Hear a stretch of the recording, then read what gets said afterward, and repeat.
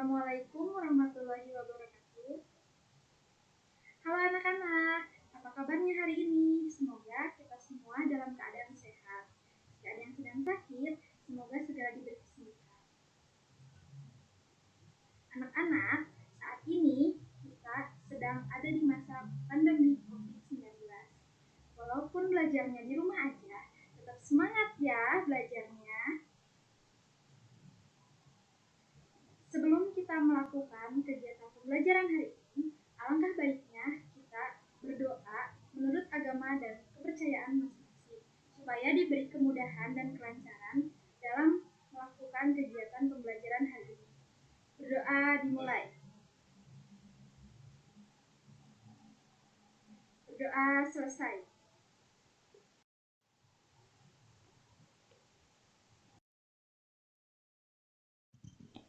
Pertemuan hari ini, Ibu akan membahas materi bab 3, yaitu perumusan dan pengesahan Undang-Undang Dasar Negara Republik Indonesia tahun 1945.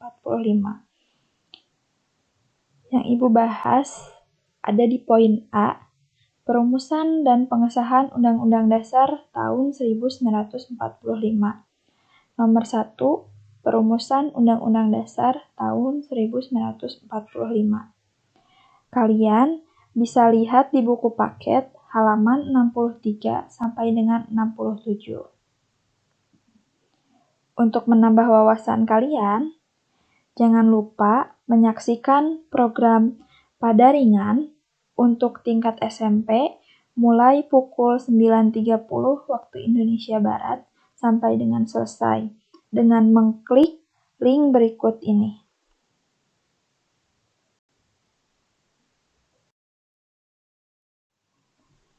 Tahukah kalian apa itu konstitusi?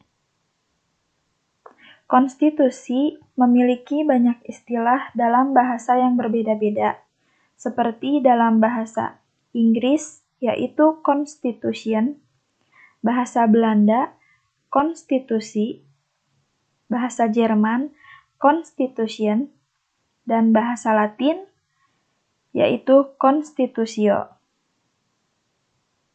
yang berarti hukum dasar atau undang-undang dasar. Konstitusi terbagi menjadi dua, yaitu konstitusi tertulis adalah aturan-aturan pokok dasar negara, bangsa negara, dan tata negara yang mengatur peri kehidupan suatu bangsa di dalam persekutuan hukum negara. Yang kedua, konstitusi tidak tertulis. Sering juga disebut sebagai konvensi, yaitu kebiasaan ketatanegaraan yang sering timbul dalam sebuah negara. Dikutip dari tulisan Budi Juliardi tahun 2015 halaman 66 sampai halaman 67.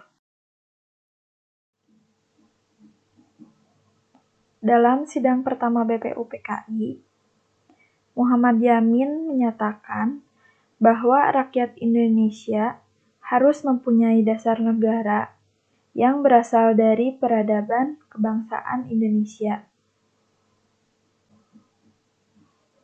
Negara Indonesia menganut paham konstitusionalisme, sebagaimana ditegaskan dalam pasal 1 ayat 2, yang berbunyi, kedaulatan berada di tangan rakyat dan dilaksanakan menurut Undang-Undang Dasar. Negara Indonesia juga merupakan negara yang menganut paham demokrasi.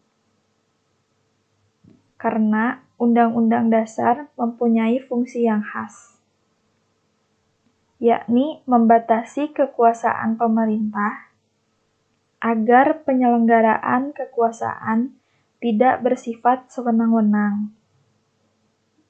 Dengan demikian, diharapkan hak-hak warga negara akan lebih terlindungi.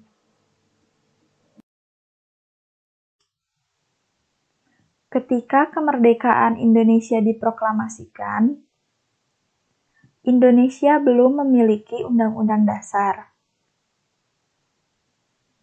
Undang-Undang Dasar 1945 ditetapkan oleh PPKI pada 18 Agustus 1945,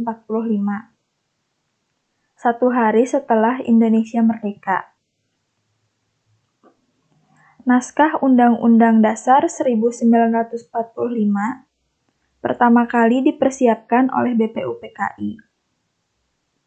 Hal itu dilakukan pada masa sidang kedua BPUPKI 10–17 Juli 1945. Dalam sidang kedua tersebut, dibentuk Panitia Hukum Dasar yang diketuai oleh Insinyur Soekarno dengan jumlah anggota 19 orang. Kemudian, panitia ini membentuk panitia kecil yang diketuai oleh Supomo dengan anggota terdiri atas 1. Wongsonegoro, 2. R. Soekardjo, 3. A.A. Maramis, 4. Panji Singgih, 5. Haji Agus Salim, 6. Sukiman. Pada 13–15 Juli 1945, panitia kecil perancang undang-undang berhasil membahas beberapa hal dan menyepakati, antara lain: A.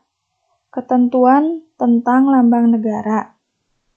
Dalam pasal 46 Undang-Undang Dasar 24 tahun 2009 tentang bendera, bahasa, dan lambang negara, serta lagu kebangsaan, dijelaskan bahwa lambang negara Indonesia berbentuk Garuda Pancasila yang kepalanya menoleh ke sebelah kanan.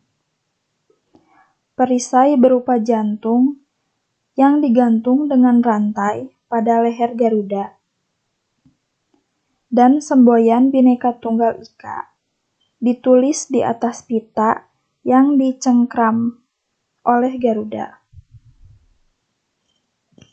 B. Negara Kesatuan. Negara Kesatuan tertuang dalam Undang-Undang Dasar 1945 Pasal 1 Ayat 1. Negara Indonesia adalah negara kesatuan yang berbentuk republik. C. Sebutan Majelis Permusyawaratan Rakyat. Dalam sidang panitia perancang Undang-Undang Dasar, Supomo menyampaikan bahwa Badan Rakyat berubah menjadi Majelis Permusyawaratan Rakyat.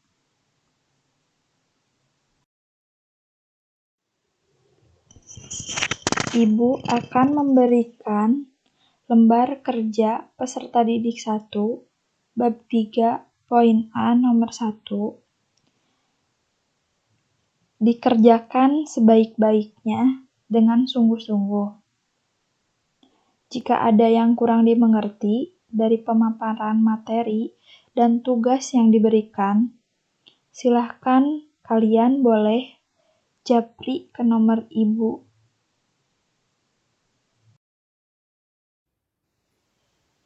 Waktu mata pelajaran PPKN sudah habis. Sekian pemaparan materi dari Ibu dan tugas dari Ibu. Semoga bermanfaat untuk kalian. Ibu ingatkan ya, absen kehadiran kalian diambil saat kalian mengumpulkan tugas pembelajaran ke sekolah. Jangan lupa pesan Ibu untuk selalu menggunakan protokol kesehatan karena virus COVID-19 masih ada di sekeliling kita. Yang pertama, selalu menggunakan masker saat keluar rumah.